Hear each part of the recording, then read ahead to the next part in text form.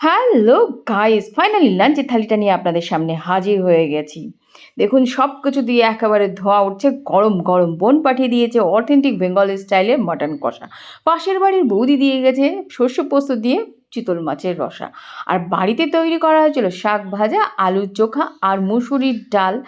আর এদিকে হয়েছিল ছোট মাছের চচ্চড়ি। ভেবেছিলাম লাঞ্চটা আজকে আপনাদের শেয়ার করব না, কিন্তু টেবিল যখন সেজে উঠেছে ভাই, তখন শেয়ার তো করতেই হবে।